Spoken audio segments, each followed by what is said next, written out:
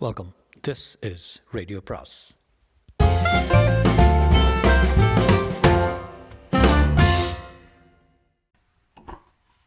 அனைவருக்கும் அன்பு வணக்கம். அனுராதா ரமணனின் மற்றொரு சிறுகதை. இன்று சிறுகதையின் பெயர் கவரிமான் பிறப்புகள். இவர்களும் எழுதப்பட வேண்டியவர்கள்தான். இவர்களது கதையும் அனைவராலும் வாசிக்கப்பட வேண்டியதும் தான். ஜனார்தனம், லக்ஷ்மி. சேலத்தில் அக்ரஹார பொந்து ஒன்றில் வெகு காலமாக குடியிருந்த கிழப்பறவைகள். கதை இளசுகளை பற்றித்தான் இருக்க வேண்டும் என்பதில்லை. இந்த மூப்படைந்த தேகங்களுக்கு மிகப்பெரிய நாவலே அடங்கியிருந்தது என்றாலும், அந்த ஒரு முக்கியமான சம்பவத்தை என்றோ நடந்தது என்றாலும் இன்று வரையில் நெஞ்சுக்குள் தனக்கென்று ஒரு நினைவு ஸ்தூபியையே நாட்டி வைத்த அந்த தம்பதியரின் நேசத்தை சொல்லித்தான் ஆக வேண்டும். எனக்கு தெரிந்ததிலிருந்து ஜனார்தனம் நரைத்த தலையும் பழுப்படைந்த வெள்ளை கதர் சட்டையுமாய் சுற்றுவட்டார கடைகளில் கணக்கெழுதித்தான் வயிற்றுப்பாட்டை கவனித்துக் கொண்டிருந்தார். 75 வயசாகும் மை ஒழுகும் பேனாவுடன் குடுகுடு என்று அவர் ஓடுவதே வியப்புக்குரிய விஷயமாய், லக்ஷ்மி தன் பங்குக்கு குறையாமல் பெரிய மனிதர்களின் வீடுகளில் திதி மற்றும் விசேஷங்களுக்கு சமைத்து போட்டு குடும்ப வண்டி குடை சாயாமல் பார்த்து கொண்டிருந்தாள். தும்பை பூவாய் நரைத்த தலையும் கிழிசல் தெரியாமல் மிக சாமர்த்தியமாக மூடி தைக்கப்பட்டிருந்த மடிசார் புடவையும் மஞ்சள் பூசிய முகத்தில் மிக பெருசாய் தீட்டியிருக்கும் குங்கும பொட்டும், எல்லாவற்றுக்கும் மேலாக பல்லில்லாத வாயில் நிரந்தரமாய் கூடிக்கொண்டிருக்கும் சிரிப்பும் அத்தனை சுலபத்தில் மறக்க முடியாதது. ஜனார்தனம் ஓரளவுக்கு சுமாரான வசதியுடன் இருந்த காலத்தில் தங்களுக்கு பிள்ளையே இல்லையே என்று அண்ணன் மகன் வாசுவை சுவீகாரம் அளித்து வளர்த்தார். பையன் கல்லூரி படிப்பு முடியும் வரையில் இவர்களையே அம்மா அப்பா என்று அழைத்தபடி இவர்களை சுற்றி சுற்றித்தான் வளைய வந்து கொண்டிருந்தான். அப்புறம் ஆள் அம்பேலாகிவிட்டான். வடக்கே எங்கேயோ பெரிய ஆஃபீஸர் பதவியில் பெண்டாட்டி பிள்ளைகளுடன் ராஜபோகமாக இருப்பதாக கேள்வி. இதை பற்றி ஜனார்தனிடம் கேட்டால் புன்னகை மாறாமல் இந்த பதிலைத்தான் சொல்வார். குழந்தை எங்கே இருந்தாலும் அமோகமாக இருக்கட்டும் தாத்தா, அப்படியே மாதம் 100 200 உங்கள் 2 பேருக்கு அனுப்பலாம் இல்லையா? பாரு குழந்தை, உனக்கு உலக ஞானம் போதாது. எங்கே எதிர்பார்ப்பு இருக்கோ அங்கே ஏமாற்றமும் இருக்கும். எதுக்காக ஒருத்தங்கிட்ட நாம எதிர்பார்க்கணும்? அப்படியா தாத்தா? என்ன இருந்தாலும் உங்கள் பிள்ளை இல்லையா? இந்த காலத்தில் சொந்த பிள்ளைகளை அப்பா அம்மாவை சீந்த மாட்டேங்கிறார்கள். வளர்ப்பு பிள்ளையாக கவனிக்க போகிறான். அம்மா விருட்சம் நமக்கு வேண்டிய காயும் கனியும் தர்றதே,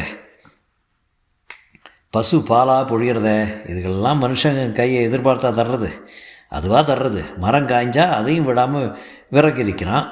மாடு காய்ஞ்சா அடிமாடாக காசை வாங்கிட்டு ஓட்டி விட்றான். மனுஷன் இப்படி இருக்கானேன்னு அதுகளெல்லாம் வாயை திறந்து சாபம் கொடுக்க ஆரம்பித்தா லோகம் தாங்காது. அந்த கணமே எரிஞ்சு பஸ்மமாயிடும். இந்த வேதாந்த மனிதருக்கு தேவையானதை பார்த்து பார்த்து செய்பவள் லட்சுமி பாட்டிதான். எந்த வீட்டிலாவது சுமங்கலி பிரார்த்தனை என்று அழைத்து விட்டால் போதும், பரபரவென்று கிளம்பி விடுவாள். எந்த வீடானாலும் தான் பெற்ற குழந்தைகளின் வீடு போல நினைத்து மாங்கென்று அத்தனை வேலையும் இழுத்து போட்டுக்கொண்டு செய்வாள். தலைவாழை இலையில் பாயசமும் வடையும் அதிரசமும் பரிமாறப்பட்டு அதன் முன் உட்காருகையில் மாத்திரம் கண்கள் கலங்கும். ஏண்டிம்மா, ஒரு கை கலகத்துக்கு இலதறியா? இப்படி அங்கிருக்கும் பெண்களில் எவ்வளவு ஒருத்தியிடம் கெஞ்சாத குறையாக கேட்பாள். எதுக்கு பாட்டி? அதிரசம் வடைன்னா தாத்தாவுக்கு ரொம்ப பிடிக்கும், இதெல்லாம் அவருக்கு எடுத்துகிட்டு போகிறேன். எனக்கு பாயசம் சாதமும் போதும். ஏன் பாட்டி, தாத்தாவுக்கு வேணும்னா நான் தனியாக கொஞ்சம் பொட்டலம் கட்டி தர்றேனே. வீட்டு சொந்தக்காரி எத்தனை தான் வற்புறுத்தினாலும் பிடிவாதமாக மறுத்து விடுவாள் லட்சுமி. எதுக்காக? நீ என்னத்தானே சாப்பிட கூப்பிட்ட? அவருக்கும் சேர்த்து கட்டித்தரணும்னு பேச்சு இல்லையே. நீ என் இலையில் என்ன போடுறியோ போடு, அதில் அவருக்கு பிடிச்சதை மாத்திரம் நான் எடுத்துகிட்டு போகிறேன். அப்படி இல்லை பாட்டி, சுமங்கலி பிரார்த்தனைன்னா சாப்பிட வந்த சுமங்கலிகள் எல்லா ஐட்டங்களையும் திருப்தியாக சாப்பிட வேண்டாமா? உங்களுக்கு தானே இத்தனையும் செஞ்சுருக்கே. உனக்கு என்னடி வேணும்? சுமங்கலிகள் திருப்தியாக சாப்பிட்டு உன் குடும்பத்தை வாயார வாழ்த்தணும், அவ்வளோதானே. சுமங்கலிகள் திருப்தியே அவள் புருஷன்களோட சந்தோஷத்தில் தாண்டி அடங்கியிருக்கே. அவர் அங்கே பழையதில் உப்பை போட்டு கரைச்சி குடிச்சுட்டு இருப்போ, இங்கே நான் பஞ்சபட்ச பரமானங்களோட சாப்பிட்டா அது நன்னா இருக்குமோ? இத்தனை சொல்லியும் அந்த வீட்டுக்காரின் முகத்தில் கலக்கம் படிந்திருந்தால் கைக்காரியத்தை அப்படியே போட்டுவிட்டு அவளின் கன்னத்தை பிடித்து நெட்டி முறிப்பாள் லட்சுமி. நீ சமத்து உனக்கு தெரியாதா? இன்றைக்கி என்ன நீ கூப்பிட்டு எண்ணெய் தேய்ச்சி குளிக்க சொல்லி காலில் நலங்கு மஞ்சள் பூசி இத்தனை எல்லாம் சமைச்சு போட்டு போதா குறைக்கு புதுப்புடவை வேறு எடுத்து கொடுத்து எல்லாம் செய்கிறைய எதுக்காக? நான் பழுத்த சுமங்கலிங்கிறதுக்காக தானே. இப்போ ஏற்பட்ட மகத்தான பேரை எனக்கு கொடுத்துருக்கிறது யார்? தாத்தா தானே. கோவிலில் விக்கிரகம் இருக்கிற வரைக்கும் கோவில் பூசாரிக்கு மதிப்பு. விக்கிரகமே தொலைஞ்சு போச்சுன்னா பூசாரி மதிப்பான்னு சொல்லு. லக்ஷ்மி கெட்டிக்காரி. அவள் பேச்சில் கட்டுப்படாதவர்கள் கிடையாது. இப்பேற்பட்ட மனுஷி கிணற்றடியில் கால் சறுக்கி விழுந்த பின் தாத்தாவின் பாடுதான் திண்டாட்டமாகிவிட்டது.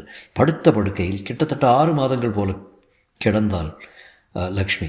ஒருத்தரிடம் கை நீட்டி காசு வாங்க மறுத்துவிட்டார் மனிதர். கணக்கெழுதும் இடங்களில் கிடைக்கும் 8 அணா 1 ரூபாயை கொண்டே பாட்டிக்கு வைத்தியம் நடந்தது. அந்த ஸ்டோரில் குடியிருந்த அத்தனை பேரும் ஏதோ ஒரு விதத்தில் இந்த கிழத்தம்பதியாருக்கு கடமைப்பட்டவர்களாக இருந்ததால் அவர்கள் தங்கள் சக்திக்கு ஏற்ப சின்ன சின்ன உதவிகளாக செய்ய முன் வந்தாலும் அவர் புன்சிரிப்பு மாறாமல் மறுத்து விடுகிறார். நல்லா இருக்க, உங்கள் எல்லாருடைய அன்பும் ஸ்நேகமும் போதும். பொருளை கொடுத்து ஸ்நேகத்தோட புனிதத்தை பாழாக்கிடாதீங்க. லக்ஷ்மிக்கு சிகிச்சை அளித்த டாக்டர் கூட ஒரு காலத்தில் அவரது வீட்டில் லக்ஷ்மி சமைத்து ஊட்டிய சாப்பாட்டில் வளர்ந்தவர் தான். அவள் எங்கள் அம்மா மாதிரி தாயாருக்கு சிகிச்சை செஞ்சால் ஃபீஸ் வாங்கிக்கிற பிள்ளைண்டோ. டாக்டர் எத்தனையோ எடுத்து சொல்லியும் வேட்டி முனையில் பத்திரப்படுத்தி வைத்திருக்கும் 8 அணா அல்லது கசங்கிய 1 ரூபாயை எடுத்துக்கொண்டு லொங்கு லொங்கென்று அவர் பின்னாலே ஓடுவார் ஜனார்த்தனம். தகப்பனார் இருக்கிற வரைக்கும் தாயாரை கவனிச்சிக்க வேண்டியது அவர் பொறுப்பு. நீ பிள்ளையாக இருக்கலாம், வேணும்னா அவள் கண்ணை மூடிட்ட பிறகு ஒரு கை நெருப்பு போடு, வேண்டாங்கள, அதுதான் பிள்ளையோட கடமை. டாக்டர் கிழவரை உற்று பார்த்து விட்டு காசை வாங்கி கொண்டு போவார். அன்று அந்த ஸ்டோர் மனிதர்கள் எல்லாரும் சேர்ந்து ஒரு ஹார்லிக்ஸ் பாட்டிலை வாங்கி கிழவரிடம் வற்புறுத்தி கையில் திணித்து விட்டு வந்தார்கள்.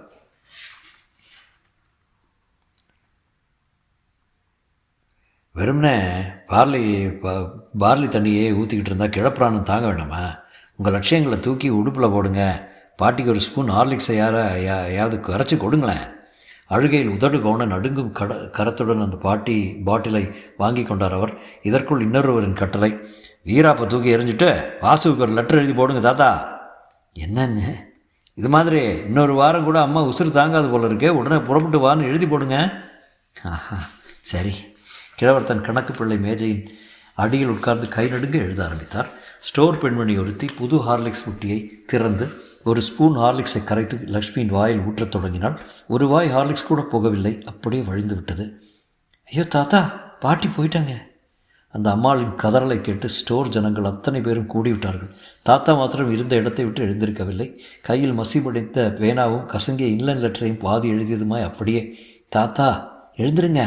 யாரோ அவரை பிடித்து உலுக்கிய போதுதான் தெரிந்தது பாட்டியுடன் தாத்தாவும் பயணப்பட்டு விட்டார் என்று. கடிதத்தில் சிரஞ்சீவி வாசுவுக்கு அப்பா எழுதியதே. இப்போவும் உன் மனைவி குழந்தைகள் சௌக்கியமாக இருக்க கடவுளை பிரார்த்திக்கிறேன். இங்கே உன் அம்மா உடம்பு மிக மோசமாக இருக்கிறபடியால் உன் உதவி இவ்வளவுதான், இதற்கு மேல் இல்லை. வடக்கே இருக்கும் அந்த கல் நெஞ்சுக்காரன் வரும் வரையில் 2 பிணங்களையும் போட்டு வைக்க முடியுமா? முதலாவது அவன் வருவானோ மாட்டானோ. ஸ்டோர்காரர்கள் அவனுக்கு ஒரு தந்தி கொடுத்து விட்டு இந்த ஜோடிக்கு பூப்பல்லக்கு தயாரித்து கடைசி பயணத்தை ஏதோ லட்சாதிபதியின் இறுதி யாத்திரையை போல ஜமாய்த்து விட்டார்கள். லக்ஷ்மிக்கு வைத்தியம் பார்த்த டாக்டர் தான் நெருப்பு சட்டியை தூக்கி கொண்டு முன்னால் நடந்தார். இவர்களது 10 நாள் காரியமும் ஒரு குறையில்லாமல் நடந்து முடிந்தபின் வாசு வந்தான். இருக்கிற கண்டான் முண்டான் சாமான்களை எல்லாம் மூட்டை கட்டி எடுத்துக்கொண்டான். அவன் பெண்டாட்டி மாமியார் வைத்திருந்த பெரிய வெங்கல உருளியை காணோம் என்று மற்ற குடித்தனக்கார பெண்களிடம் பழி சண்டைக்கு போனான். அடுத்த நாளை யாரிடமும் சொல்லாமல் கிளம்பிவிட்டார்கள். அக்டோபர் மாதம் 2ஆம் தேதி, இந்த மகாத்மாக்களின் நினைவு நாளும் கூட. என்னுடன் நீங்களும் சேர்ந்து இந்த நல்ல ஆத்மாக்களின் சாந்திக்கு பிரார்த்திங்களேன்.